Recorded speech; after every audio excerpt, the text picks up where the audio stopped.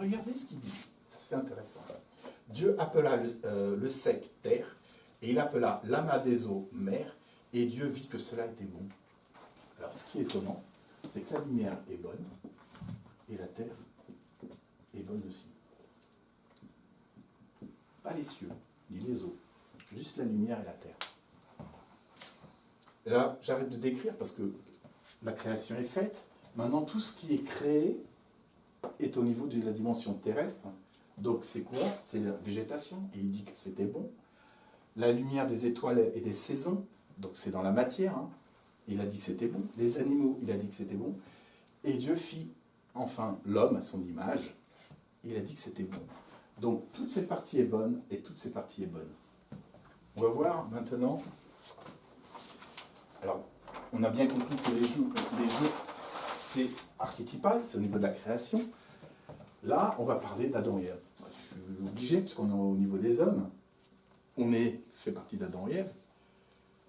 Ça va peut-être bouleverser certains, mais c'est pas comme on croit. C'est parce que, tu vois, on n'est pas dans la lecture littérale. Il a créé un homme et une femme, et ils ont fait plein d'enfants, hein, et on est devenus des humains. Sinon, il y aurait beaucoup de consanguinité, ce serait catastrophique. Non. On va lire, on va y aller. Ici, déjà, on va commencer à chercher à savoir ce que ça veut dire Adam. Parce que là, Adam, eh ben, en fait, Adam est tiré du mot terre. Parce que terre, ça veut dire Adama. Donc, Adam, son nom veut dire, en fait, l'être humain qui est terrestre. En gros, c'est un titre, c'est une information d'où il est tiré. Les personnes adamiques, c'est des personnes qui sont tirées dans cette dimension-là, qui ont été créées dans cette dimension-là. Pas dans la dimension... Alors, on va commencer par la Genèse 2,18, qui dit « Il n'est pas bon pour l'homme d'être seul, je vais lui faire une aide. » Ici, le mot « aide », c'est « Ezer ». Ezer, le mot « aide », c'est pas un coup de main que Dieu donne, c'est une aide tellement forte que seul Dieu peut lui donner. C'est-à-dire que c'est une aide qui est tellement importante, mais en plus qui n'est pas réalisable par tout le monde, vu que c'est une aide divine. Il s'agit, en gros, d'un secours que Dieu nous fait. Et pourquoi Dieu nous fait ça? Parce qu'il y a peut-être l'homme là, il est peut-être en danger. Donc qu'est-ce qu'il fait? Eh bien, Dieu forma une femme de la côte qu'il avait prise de l'homme. Et ici, il forma, littéralement, c'est construire, bâtir, pas créer. C'est-à-dire que on est ici, hein, dans la troisième dimension. C'est plus une création, parce qu'il a bâti quelque chose. Et là, le mot côte, c'est important, parce qu'en hébreu, en fait, c'est pas la côte physique, c'est l'accompagnement. C'est accompagner une personne, comme une compagne, justement.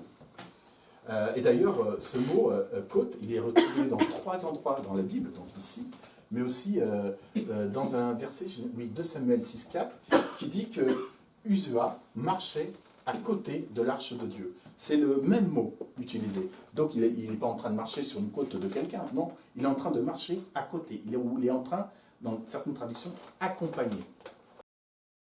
Ou quoi que ce soit, non, c'est Adam qui dit « Tu es les os de mes os, la chair de ma chair ».